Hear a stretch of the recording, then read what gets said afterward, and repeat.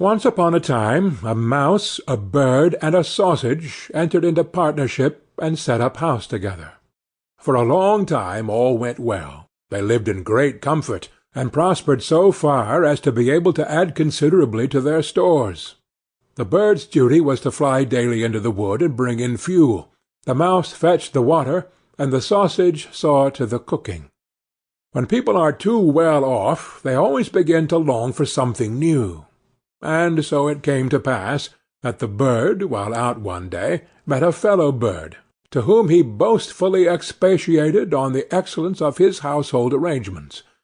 But the other bird sneered at him for being a poor simpleton who did all the hard work, while the other two stayed at home and had a good time of it. For, when the mouse had made the fire and fetched in the water, she could retire into her little room and rest until it was time to set the table. The sausage had only to watch the pot to see that the food was properly cooked, and when it was near dinner-time he just threw himself into the broth or rolled in and out among the vegetables 3 or 4 times, and there they were, buttered and salted, and ready to be served. Then, when the bird came home and had laid aside his burden, they sat down to table, and when they had finished their meal they could sleep their fill till the following morning, and that was really a very delightful life. Influenced by those remarks, the bird next morning refused to bring in the wood, telling the others that he had been their servant long enough, had been a fool into the bargain, and that it was now time to make a change, and to try some other way of arranging the work. Beg and pray as the mouse and the sausage might, it was of no use. The bird remained master of the situation, and the venture had to be made. They therefore drew lots, and it fell to the sausage to bring in the wood, to the mouse to cook, and to the bird to fetch the water. And now what happened? The sausage started in search of wood, the bird made the fire, and the mouse put on the pot, and then these two waited till the sausage returned with the fuel for the following day.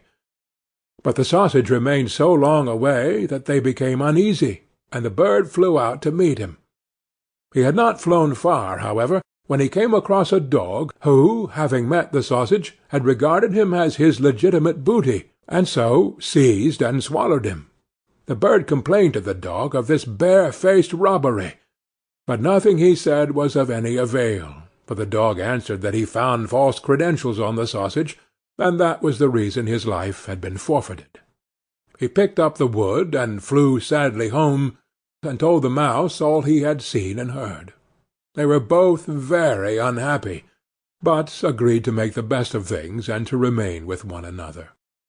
So now the bird set the table, and the mouse looked after the food, and wishing to prepare it in the same way as the sausage, by rolling in and out among the vegetables to salt and butter them, she jumped into the pot. But she stopped short long before she reached the bottom, having already parted not only with her skin and hair, but also with life. Presently the bird came in, and wanted to serve up the dinner, but he could nowhere see the cook.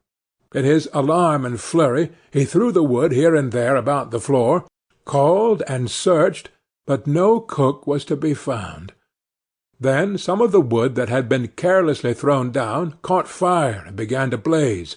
The bird hastened to fetch some water, but his pail fell into the well, and he after it, and as he was unable to recover himself, he was drowned. End of The Mouse, the Bird, and the Sausage.